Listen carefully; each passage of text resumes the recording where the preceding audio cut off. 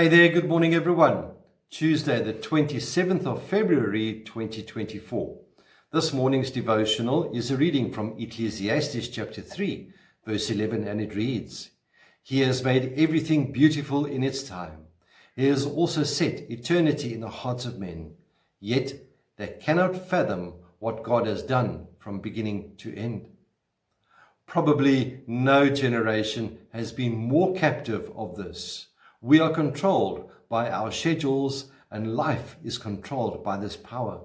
What am I talking about here? Time.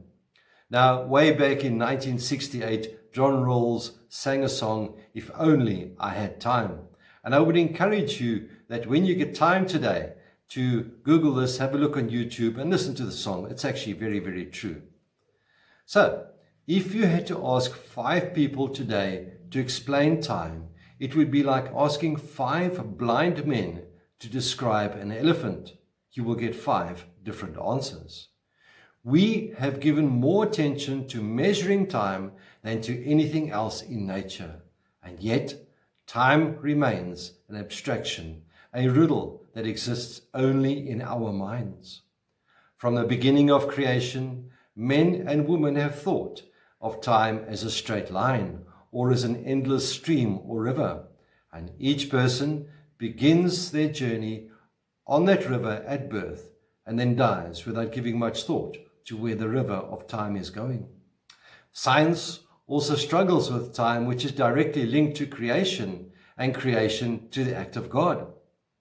Scripture reminds us that time began at creation when evening and the morning were the first day, and it tells us that time continues until eternity is ushered in, when time shall be no more.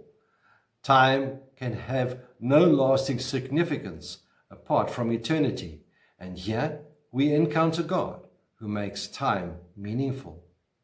In the midst of all this, we find ourselves rushing around, worrying and striving to get ahead and to stay on time. Almost the same as the little white rabbit in Alice in Wonderland in the book in chapter 1, where he's muttering, oh dear, I shall be too late. Scripture reminds us in Psalm chapter 90 verse 12, teach us to number our days aright, so that we may gain a heart of wisdom. And earlier on in the same Psalm, Psalm 90 verse 4, we find the reminder, for 1,000 years in your sight are like a day that has just gone by, or like a watch at night. When the scripture writer pondered the meaning of time, he wrote in Ecclesiastes chapter 3, from verse 1 through to verse 8, he wrote, there is a time for everything, and a season for every activity under heaven. A time to be born, and a time to die. A time to plant, and a time to uproot. A time to kill, and a time to heal.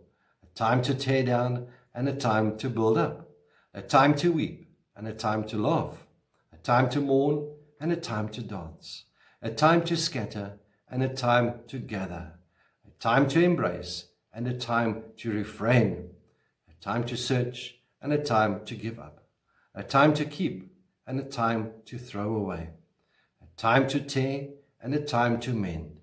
A time to be silent, and a time to speak. A time to love, and a time to hate.